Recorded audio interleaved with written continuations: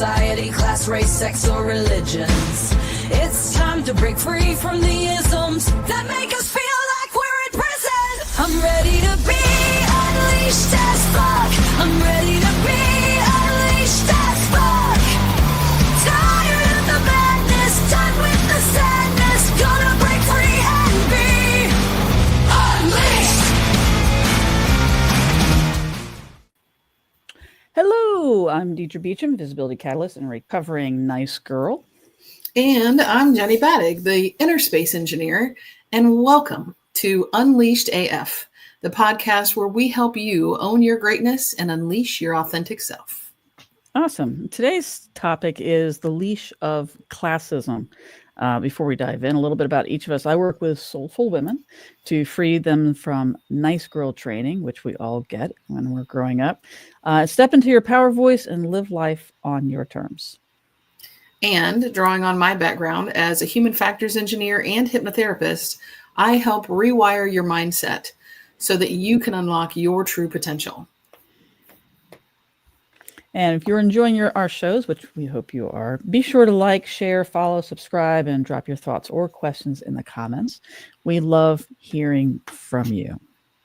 In last week's episode, we talked about the leash of corporatocracy, and just wanted to give that was an interesting topic, and I know it made me much more aware of how much things are controlled by corporations and not us. As a follow-up question for self-reflection, I wanted to add, and this is all in how to fight corporatocracy, to think about where you spend your money and how does it align with your values.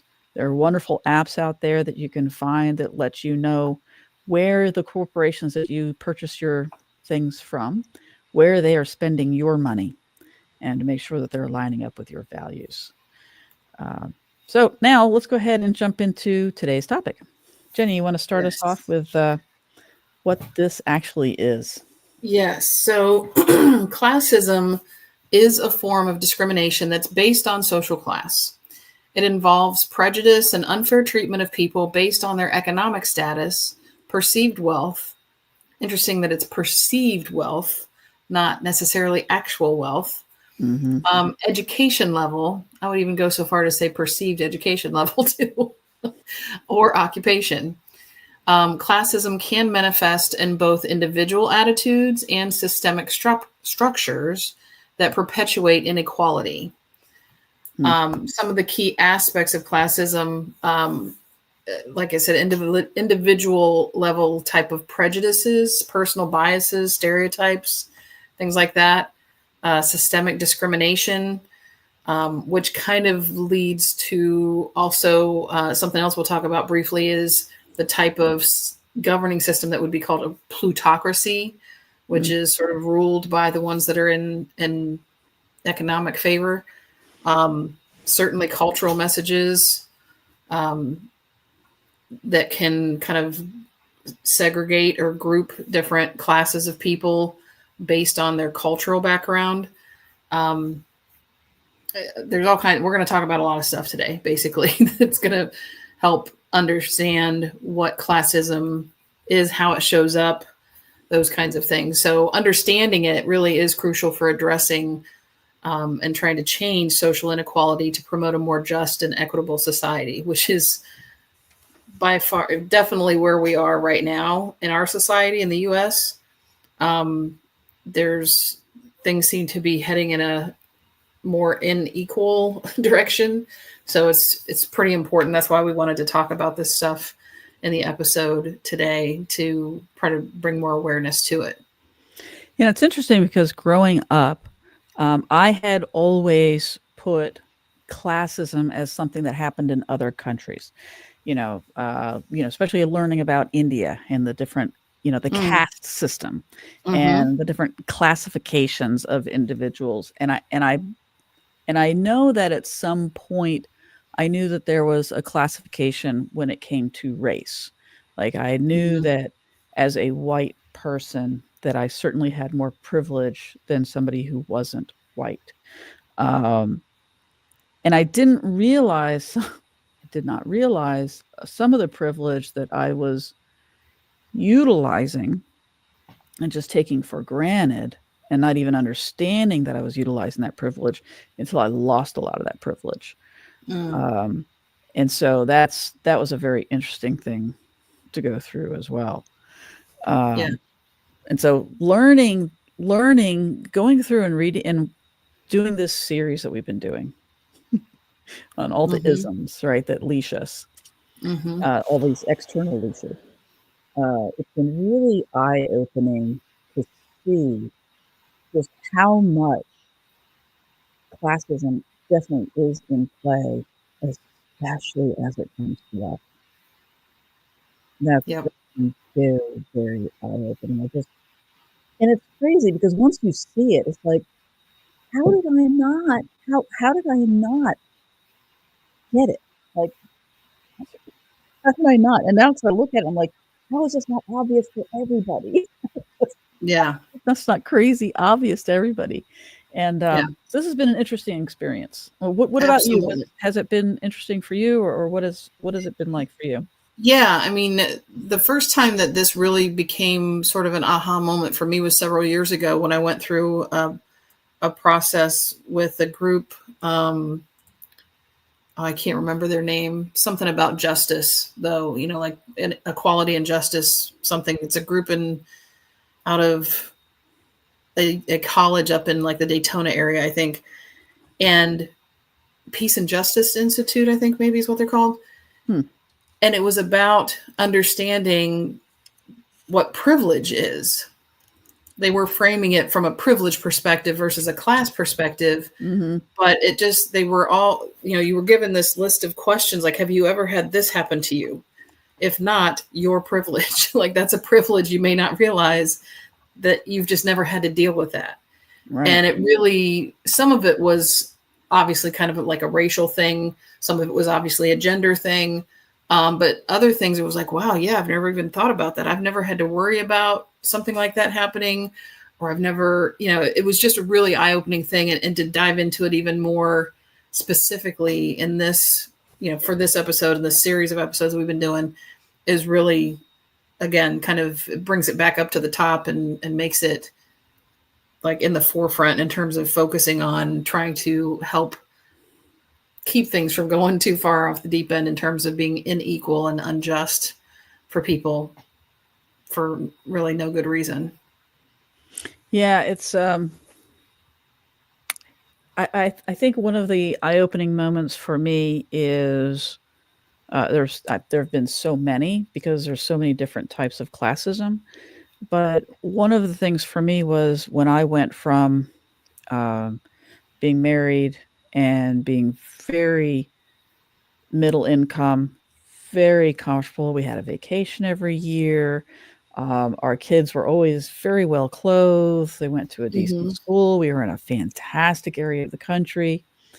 And I went from that to taking care of myself. And I had a whole bunch of health issues that I was going through, mental health issues that I was going through to try and move through that. And in the process, I became very poor. And it blew my mind how much more expensive it is to be poor. That was so shocking to me that it was more expensive for me to be poor. Yeah, my bills were lower. Were lower when I had more money. My bills were higher when I became poor, and it was just this light bulb moment of how unjust the way the system works is, that the people that have the most money pay the least in their bills. Shocking. Right. It really blew me away. Yeah. And it shows up in so many ways. Just that one particular aspect. That's just one part of classism. Oh, absolutely. It shows up in income taxes. It shows up in even credit scores, going to buy a house or Yep. going and buying a car. If you don't have the right credit score, F you. Yeah. Yeah. Yeah. And home ownership, like even just with me more recently, the home that I was in up until a few years ago, my mortgage was like less than $1,000 a month. And now, based on, we decided to do some unconventional things for a while, and then now we're renting, and it's $2,300 a month. Like, it's so much more expensive if you didn't get yourself into that privileged class of being a homeowner.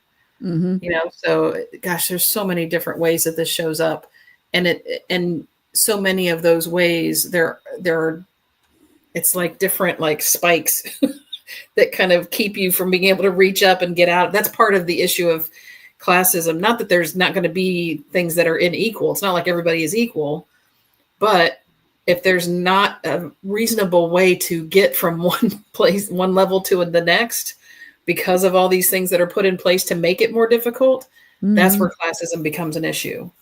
And that's sometimes I think people look at capitalism and think that that's like the root of the evil that's going on in terms of social inequity in our country. But capitalism on its own isn't a bad thing. It's when you start to put the rules that define capitalism or guide capitalism into effect that make it more difficult for certain people to achieve the same kind of wealth, the same kind of success as other classes. That's where things start to go haywire. Yeah. When corporations care more about satisfying their shareholders than they do about creating a quality product and making sure that our environment is a safe place for us all to live in, that's a problem. I wanted to address another because we are going to get more into the classism as far as wealth is concerned, especially because of the 2 documentaries that we watched. But I also wanted to share from a personal experience another aspect of classism, which I had spent, and I know I've talked about this before, but I had been in a heterosexual relationship for 20 years, raised 2 children. I was a member of a church. So I was a good, white, straight Christian woman, and was given all sorts of privilege that I didn't totally recognize. There's a part of me that recognized it because I certainly didn't want to give any of it up. but there's another part of me that was too focused on just enjoying that life to even think about it. And I didn't become aware of it until I got divorced, and I got into a relationship with a woman and got into a same-sex marriage. And suddenly I should be shot. I'm a horrible person. I must be a deviant. You molest children. You're a groomer. You really should be shot. So it's like, how does that happen? But it was a classism thing. Suddenly it's decided that since I am not a Christian, I don't profess to be a Christian, I'm spiritual, which again, that's a whole nother thing of what is that? And it certainly goes against the way I was brought up with religion. And then to be LGBT, which is, again, with this new administration, is really going to be going after. And so I went down on the ladder of that sort of classism. Yeah. Do you want to show that hierarchy that we were talking about before? Yeah, we were talking before the show about this type of classism, kind of hierarchy, taking the money aspect out. So here it is. So we've got cisgender, evidently straight. Cisgender straight white men up at the top. And it all makes sense. We've got cisgender straight white men, cisgender straight white women. And then it flips to straight men of color, straight women of color, and then it flips LGBT white men. And you made an interesting point when we pulled this up, Jenny, which was that you said men are always above the women in each bracket. White is always above color.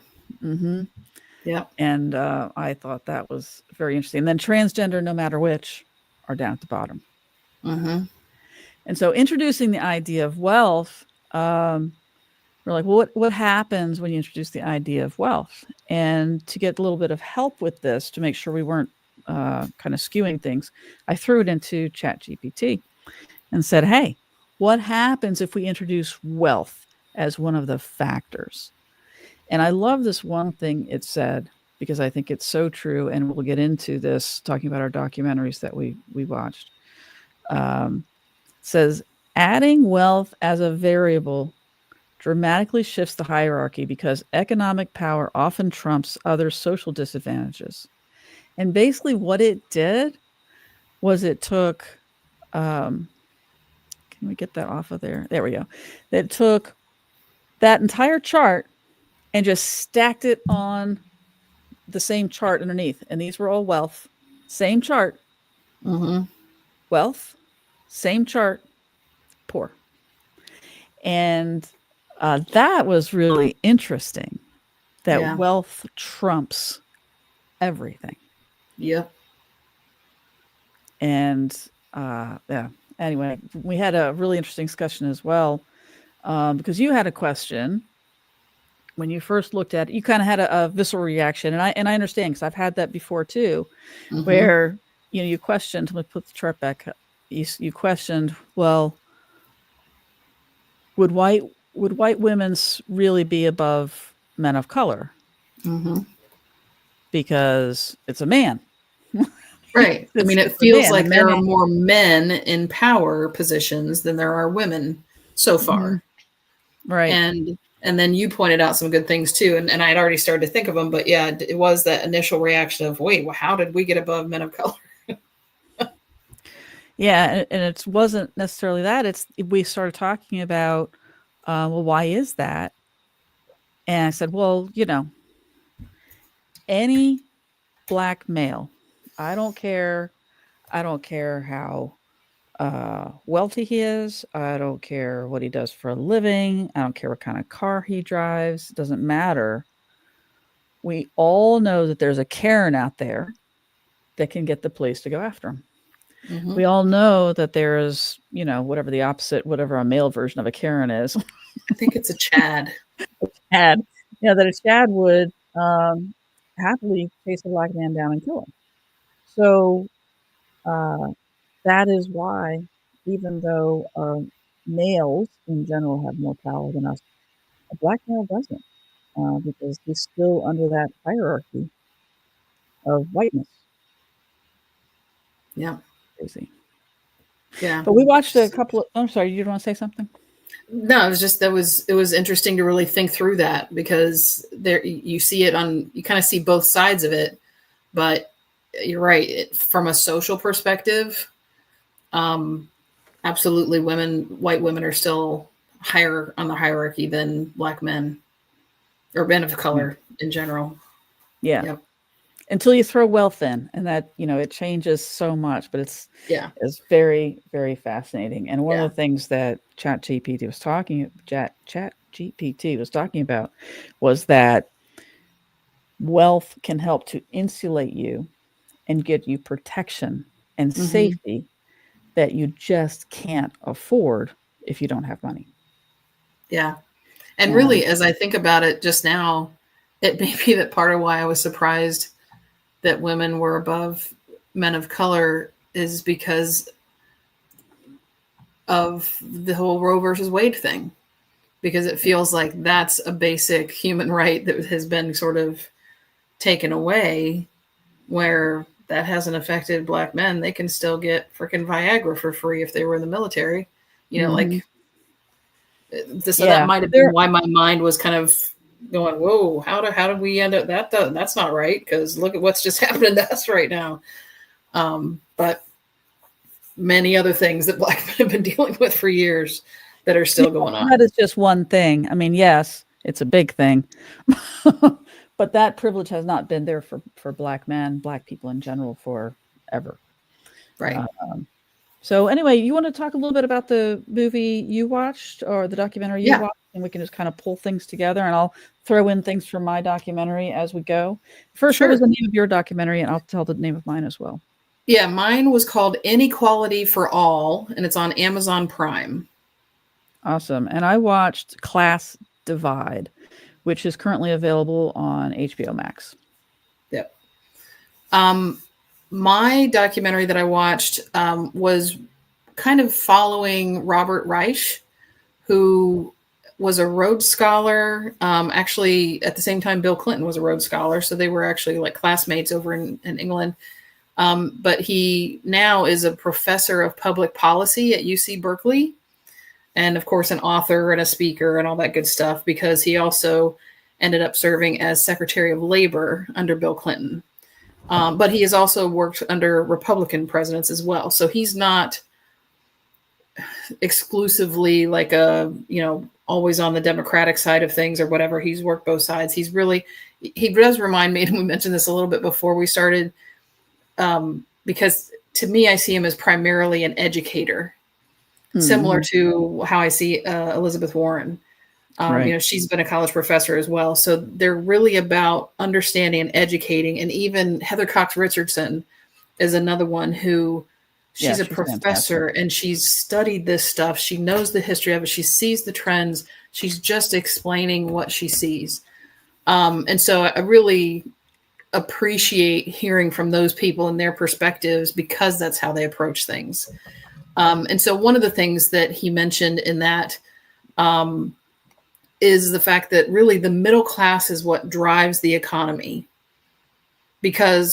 primarily because of just the numbers of the middle class, and that we have to purchase stuff. There was also someone interviewed in this documentary, I can't remember his name, but he made $10 to $30 million per year he was an entrepreneur and a hedge fund investor. Mm-hmm. And he very freely admitted that the monies that he makes don't put more people to work. They don't contribute back to the economy in any meaningful way. But the monies that middle class people make, they're using to purchase things that they need. He needs just as much stuff as the person that only makes 30 grand a year. So it's not that he's purchasing 100 times more stuff. Mm-hmm. So he's not feeding the economy the same way that somebody that makes 100th of what he does makes. And so that was part of that point of, you really have to, if you want the society and the capitalism and things to kind of continue to go well for everyone, the market, the middle class has to be paid attention to. And that's sort of not what's been happening in our country lately. No, middle class is just disappearing, because the wealth gap between those that are most privileged and those that aren't is just dramatic. I believe I read that the gap is greater now than it was during the Great Depression. Absolutely. Yeah. Yeah. And there were several times throughout the documentary that he showed kind of a chart or bar graph that looked like a suspension bridge. Basically, there was a time when things peaked back in the 70s. And then there was another time when things peaked in I think it was late 90s or something like that. But the times in the middle, it troughs down. And the thing that was consistent, there were several different times that same trend showed up, same years where it was high. And so the things that he said were significant about those times is, in the 70s, that's when like globalization started to kick in, where we weren't just getting our products from within our borders.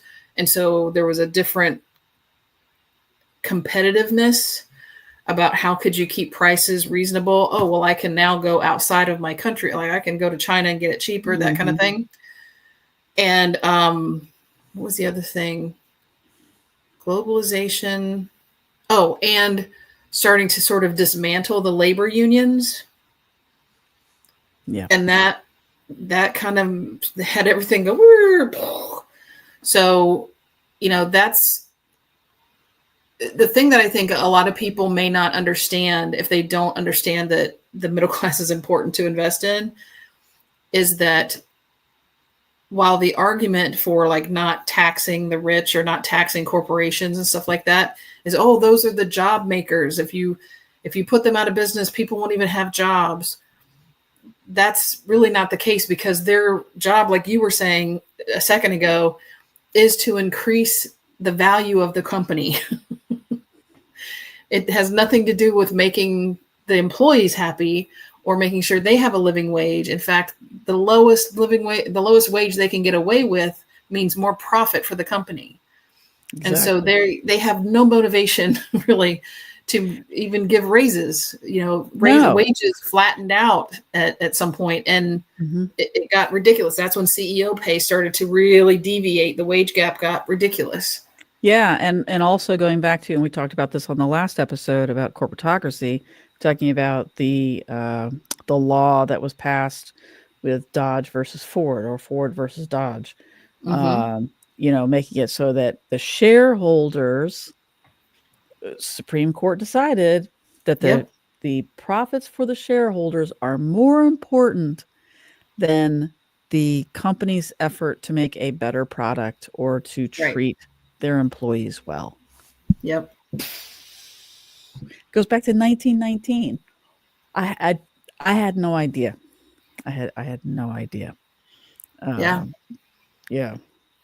And I haven't personally been a part of a labor union or anyone in my family that I'm aware of, but I will say it just makes sense to me when you look at, well, and this is sort of a ridiculous over-exaggeration, but look at people who are like celebrities, right? They have agents. The agent's purpose is to look out for their own good. So they represent those individuals so to make sure that they have proper working conditions. And especially if you look at it more from like a child celebrity kind of situation, to make sure that they don't get overworked, to make sure they have breaks, all these kinds of things to make it more safe for them.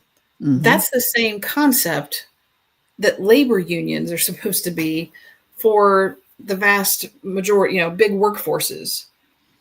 So when you look at how agents, when you look at how agents have gotten compensation and all kinds of things for whether it's sports agents, talent agents, whatever it is, those are the people that are making millions of dollars. But if you don't, and then on the other hand, you got people that are just trying to get by, can't even make $50,000 a year to pay their bills, yet they don't think that a union would be beneficial for them to try to, represent their interests. Like there's been a pulling the wool over the eyes kind of situation. Yeah. But we are starting to see some fighting back. Of course, we had the healthcare CEO thing, and we are not advocating for violence. No. But sometimes violence happens because nothing is happening. And if the ruling class isn't listening, sometimes that's exactly what happens. You've set up a situation where if you don't listen to the people, violence ensues. It gets louder. Yes. But the people are fighting back in smaller ways too. I don't know if you heard about the guy with the Lamborghini. Did you hear about the CEO? Who, yes, a fascinating story. This guy, a CEO at a company, came in and told all the employees that they weren't getting their Christmas bonus this year. And then the next day came in with his brand new Lamborghini. So the employees went down to the garage and asked the attendant to look away.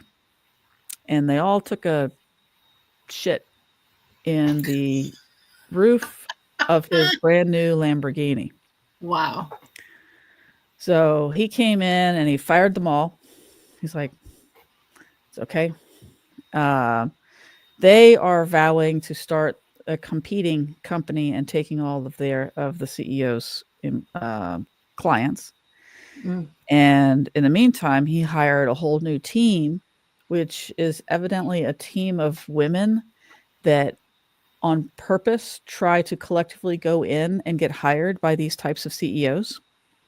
So they went in to this company, and what they do is that when they're supposed to be working, they do yoga at their desk. And so they're doing yoga at their desk. And he's like, what are you doing? What are you doing yoga? And then they answer, oh, I don't know how to do that. So he is not doing so well. So there are different ways that people are fighting back that aren't violent, but still make a huge difference. Get the attention. Yeah, exactly. Yeah. But going on, and did you have something else that you were getting ready to say? Because if not, I want to talk about something else. Well, it did. Another really interesting thing that came out of that documentary was they showed they showed it in several different ways. So I really encourage you to watch the whole documentary because I can't really encapsulate everything that was in there. It was all really good information. But one thing they showed was the fact that the difference between like the average worker wage and the CEO wage back in, I want to say like the early 70s or something like that. I can't remember where they started it. Used to be maybe a 10x kind of difference. Mm-hmm. It started to deviate, I want to say in the late 80s or something. I can't remember exactly when all this happened, but it was, again, another one of those things where like, okay, well, pay is going up. That makes sense. And inflation, cost of living, all that kind of stuff goes up in a linear way for both CEOs and the average workers. And then it became, CEOs are going up now even more vertical, and wages for everybody else have like stagnated and just stayed at the same level to the point where, and the documentary was done, I think, back in 2012. So I don't even want to think about what it is now, but it was 350 times is the difference between a CEO and the average worker today. Yeah, I think worst one, I think one of the ones that I saw recently, because they were putting together some recent statistics, and I think it was 936 times what the lowest worker was making. And which is, honestly, it's just criminal. I mean, there should be a law, in my opinion, there should be a law that says you can't make more than X number of times than you pay your lowest paid employee. I guarantee you people would make more money and we'd get our middle class back. Yeah. And the economy would freaking boom. Yep. It's just insane wealth that just isn't necessary. I love this other meme that I saw where it said, you know, if a monkey were in the wild and it hoarded all the food so that other monkeys in the community starved, the monkeys would kill that monkey. And I'm not suggesting we go kill people, but this is in nature. We would look at that monkey and say, wow, what's wrong with that monkey? Yeah. What's wrong with that monkey that it's not allowing other monkeys to eat? And yet that's exactly what's happening now. But somehow over time we've gone, oh, look at that. Look at how much money this person has made. And I'm not against I'm not against people making money. My goodness, yes, but we should all be able to have health insurance. We should all be able to drink clean water. We should all be able to pay our bills. It shouldn't be this big of a struggle. And it doesn't have to be. It's only because the incredible greed of those that have the power right now. Right. Yeah. And the other thing I think that they brought out was there was something, I don't remember if it was related to that Ford versus Dodge thing you were talking about, but at some point they made it, they kind of added the loophole in terms of CEOs' compensation could be in the form of stock within that company, which of course just doubled down on how important it was for them to raise the stock price of the company and not give a crap about raises and stuff like that. So it may not be that their actual salary is 900 times the lowest, but it's the total compensation package. Right. Which includes stock. And, you know, that's even something when I've seen, even in the whole political season, we just finally got through when they were talking about the strength of the economy and people would talk about, well, look at the stock market. I'm thinking, well, that's nice, but people that can't afford their groceries are not invested in the stock market. So that doesn't really matter to them. They're part of the thing that's dropped off. There are plenty of people that are invested in the stock market, but if you have not worked at a business or at a company that has some kind of 401k, or if you have not independently sought out somebody to invest, take some kind of savings and invest into the stock market, it's not doing you any kind of good. Nope. Not a darn thing. Yeah. And I think one of the interesting things in adding on to that point, in the movie that I watched, Class Divide, there's a section of Manhattan called West Chelsea. It's a neighborhood. Mm-hmm. And it was actually a really, really bad part of town. And this is kind of about gentrification. But it was a really bad part of town. Money came flooding in, like Google set up there. It's just some of the major companies in the world set up in that area. And then buildings started coming in. And part of that, the biggest reason that a lot of that happened was because of this thing called the High Line. And before I get into the High Line, I want to talk about what happened. So what happened is you have all these people that are bringing all kinds of money in, but it's right next to the projects. So there's projects where people have no money. The average household makes $21,000 a year. There's a 50% unemployment in the projects. Huge crime. Yeah, huge crime. In order to get out of the projects, because your next step up would be to get into the lottery system to be able to afford some low-income apartment. It's a lottery system. So you have it's luck of the draw, whether you can get out of there. And you get into an apartment, and the most fascinating thing that is happening is that developers get, let's say they get a 20% discount on their rates to build something. And as long as they offer, 20% of their floors of their apartments are available for low income people. And 15%, that's what they need to do. 15% have to be low income.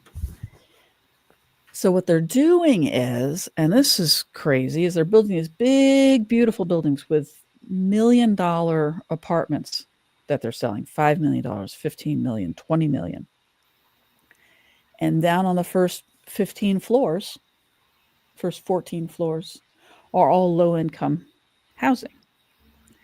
So they were having, you get into an elevator and you've got somebody that has low income housing, and then somebody that's a multimillionaire going up in the same elevator. So in order for the wealthy people to not feel uncomfortable, because that was happening, wealthy people are feeling uncomfortable. Oh my gosh, what's going to happen with this person in my elevator? Right. So they started using a separate entrance. So there's a separate entrance for people that are on the first 15 floors. It's on a side street. So they go through the side entrance. What does this sound like? So poor people are going through the side entrance that's labeled for them. Right? So it's like racism all over, except it's wealth. It's classism from the wealthy side. And there were actually several people in the documentary. Sorry, I can think of exactly two, but I'm sure there were more that were thinking it. But two people came on. They were young Black men and said, this isn't a case of racism anymore. This is a case of classism. Insane wealth right next to the poor. Yeah. And then another one who said the same thing, and they said, what's next? What's next? I mean, apartheid in our own city? I mean, what is next? I can't even go through the front door of the building that I live in. Pardon me. And that is unbelievable to see that disparity. And and there's also a school. So right next to these projects, not only are all these amazing buildings, but there's a school that costs, it's called the Avenues, $40,000 to $50,000 a year. Now, that was 10 years ago. I'm not sure what it is now. I didn't have time to look it up, but $40,000 to $50,000 a year right next to the projects. This is like a high school, or what level of schooling? It's all levels. It's first through 12th. Okay. And like first through fourth grade, classes are taught in multiple languages. There's a Chinese. There's Chinese is taught, Hispanic, Mexican, and English. And then after the fourth year, they aren't bilingual anymore. You can choose where you want to go. Anyway, it's called the World School, and incredibly expensive to be a part of. They say, a certain percentage of our classmates, they're low income. We have X number that we give free tuition to, and X number we do partial tuition to. And they interviewed somebody from over in the Chelsing Housing Project, and she said, I've been a part of the Avenues from the beginning. And this was back in 2016. It'd only been open for 2 years. And she said, they keep telling us that, but there isn't a single person in the projects that goes to the Avenues. Not one. Now, there may be at this point, but that was the complaint at the time, that it was so exclusionary. And and actually it's cheaper to get a townhouse than it is to get an apartment, because the townhouse is considered more dangerous because the first floor is down below. So there's there's a perception that the higher you go, the more money you should pay, because you are safer, higher, and have better views. Yeah. And so you can spend $20 million for an apartment up here, pay $15 million for a townhouse with 6,600 square feet on the street. It's it reminds me of, did you ever see The Fifth Element? Oh, I've heard of it. Okay, I don't remember if I've seen it. If you haven't seen that, Jenny, oh my gosh, that is a movie for you. So I've seen it at least 5 times, if not 10 times. It's Okay. excellent. Fifth Element, Bruce Willis. But it's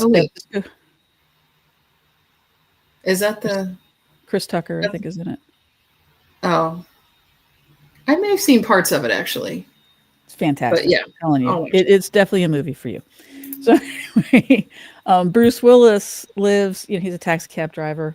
And at one point they look out over the city, and I was like, wow, that's what's happening right now, because his taxi is hovering over the city. Of course, we don't have that right now, but he's hovering over the city, and the city goes down, and it gets darker and darker the further down you go. And so you're at least the poor live below the city, below things like the High Line, and where it's darker. And they're looking at making 80 to 90 story tall buildings in New York they're calling it the Singapore on the Hudson, or the Hong Kong on the Hudson is what they're calling it. And to make these incredibly tall buildings and charge crazy, astounding money for them. There's this one building that has every single unit has a swimming pool in it. Wow.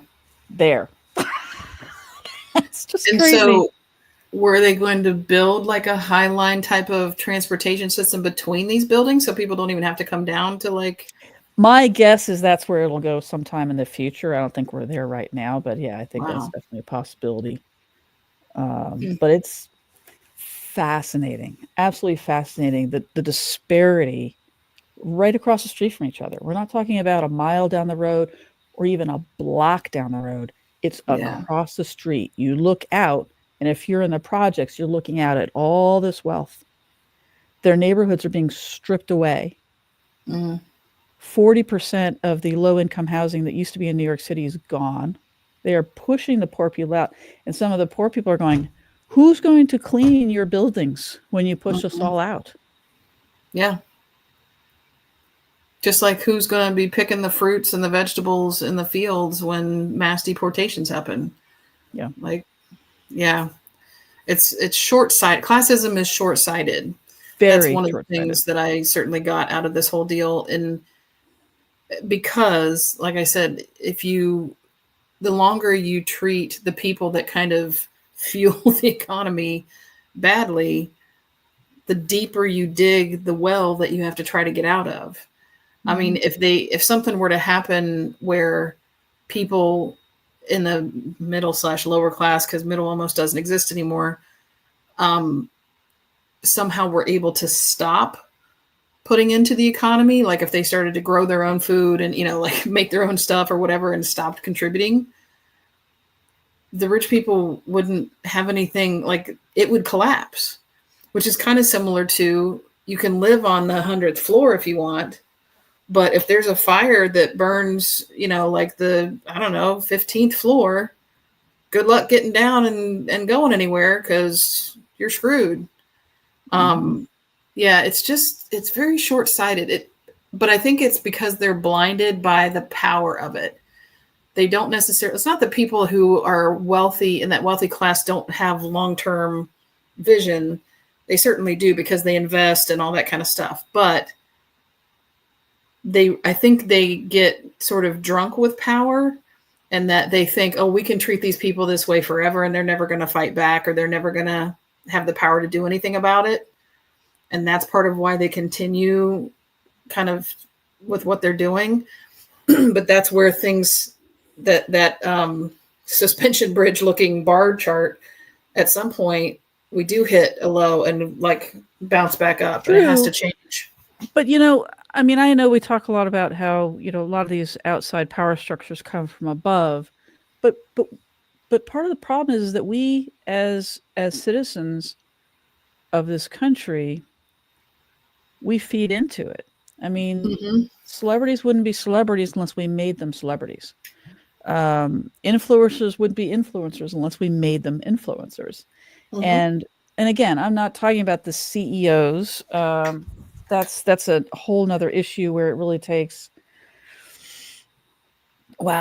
stepping up and not buying like Kellogg's. Do you remember the Kellogg's thing that happened not that long ago? I think it was a couple of months ago, where there were a whole bunch of moms got together and were like, we're not buying Kellogg's. And Kellogg's started plummeting their prices everywhere because people weren't buying the Kellogg's cereal. And they were losing profits. And so they started lowering their price more and more and more. And now it's happened long enough. I don't think it's even happening anymore. And so but that's the problem, is Americans have this short-term memory.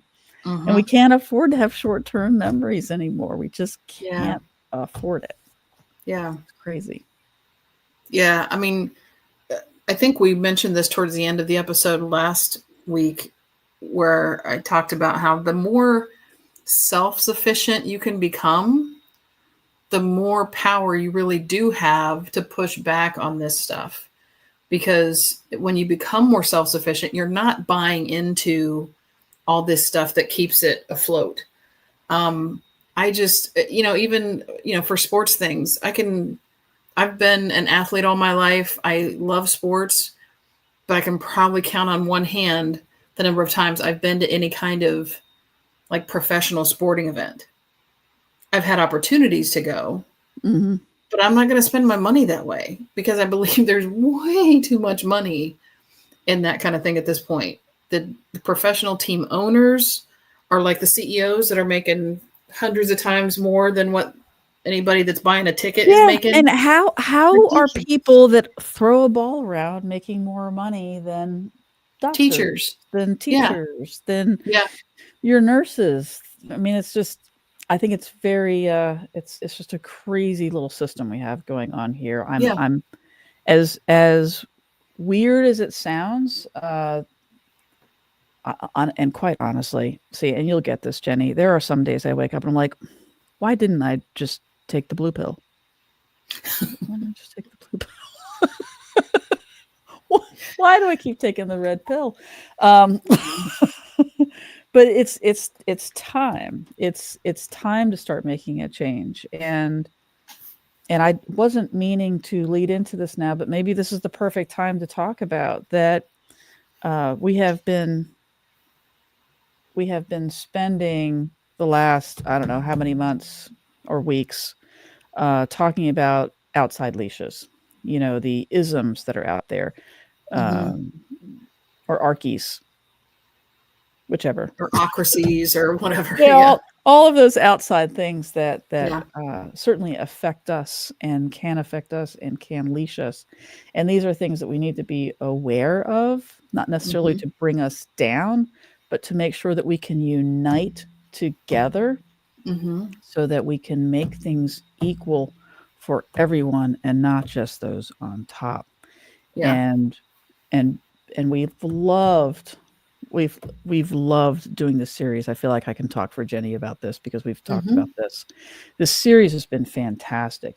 And one of the things that we really want to do with going into the new year is start focusing a little bit more on things that are very, very personal to us, which it includes a little bit more woo, um, going into things that have helped us to get over our traps.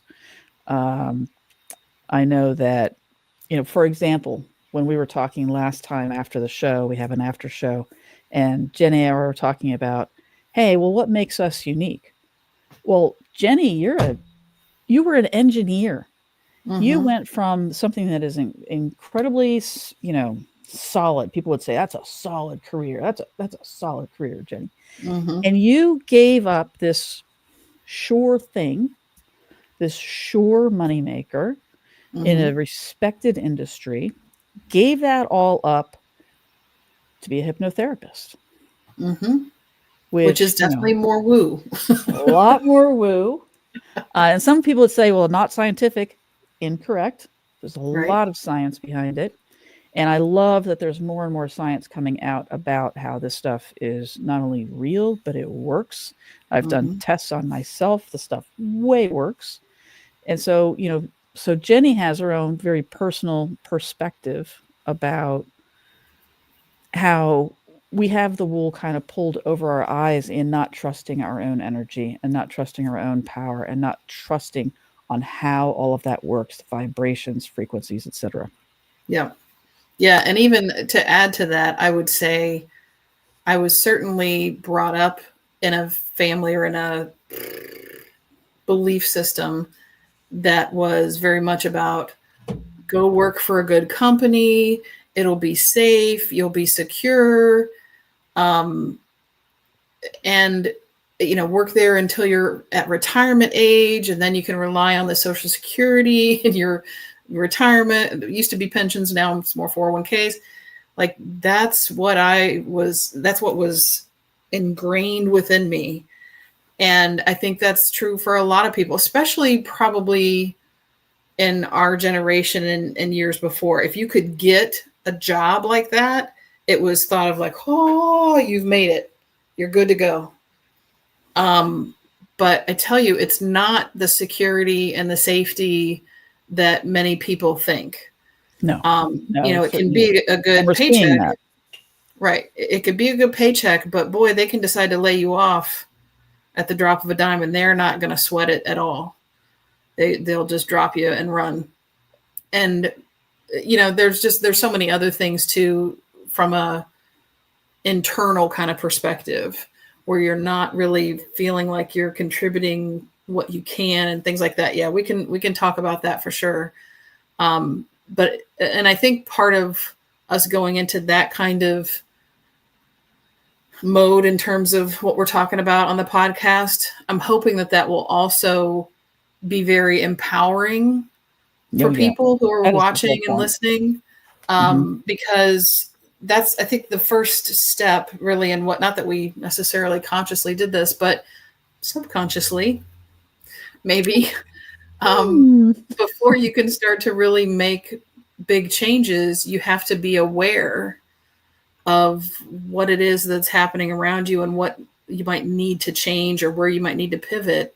And so Hmm. that's what I feel like this sort of last several weeks of going through all these things to be aware of. Like, it's just been, I think, very educational Yeah. and raising awareness for people. It certainly wasn't meant to be like to freak you out or make you think the world's coming to an end or something like that. It's just, Gosh, no, I no. mean, But it is we are important so to be much aware. more powerful, I think, than we give ourselves credit for, especially when we're all kind of aware of things.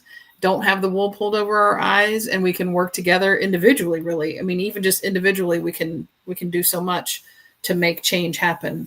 And so step one is becoming aware, and that's what we've been doing for the last several weeks. Awesome. Yeah. And then we were talking about, some of the things that make my point of view from an interesting perspective is that I grew up with that same type thing, very worker mentality, just do the work, just grind the stone and you'll be out okay on the other end. And I grew up not a religious family, but then I got into religion because we didn't really talk about religion at all because we had the whole rules of polite society. You don't talk about religion. You don't talk about race. You don't talk about, there are all these things you don't talk about in public. And we didn't talk about it in our house either. We were just left to our own devices. So I got into religion very heavily. It was actually a cult. It was the International Church of Christ. And it was a spin-off from the main line. There's a main line and a crazy line. I was on the crazy line. The high line. The high line. Yeah. Closer to God. Yeah. So I was deep into this cultish religion, very legalistic. And when I say that, there were very strict rules that were to be obeyed and followed and disciplined for if you didn't follow them. We would excommunicate people, and then you weren't allowed to talk to them anymore because they were being divisive. So you're always at risk of losing your family. And eventually I did leave the family and kind of deconstructed all of that religious upbringing, the nice girl training. And so that's kind of where I come from. I did a 27-month thing to try and deconstruct my mind from nice girl training and religiousness. So I think we both have very interesting perspectives because we both come from an originally very, very grounded place, and we can still speak like that to help you to understand that it's not a scary thing. It's not a scary thing to be spiritual. It's not a crazy, scary thing to introduce some woo into your life, because the woo is your power. Yeah. And just like Jenny was saying, you are so much more powerful. We are all so much more powerful than we think. And all of these outside leashes that are around us that we've been discussing are all meant to tear us away from who we are, our power, and uniting with each other. So we're going to focus on how to move forward in the new year with a little woo, maybe a lot of woo. And a lot of yahoo. Yahoo! But these are things we're really, really passionate about, and it's really exciting. But we also felt that it was really important to understand what these things are to try and help you to clear your mind and decide to take the red pill with us and be in charge of your life and bring creativity to the world, which is definitely a salvation for you and for me and for Jenny. Yeah, absolutely. Yeah. And so we decided that next week is Christmas week, but Friday will be a couple of days after Christmas.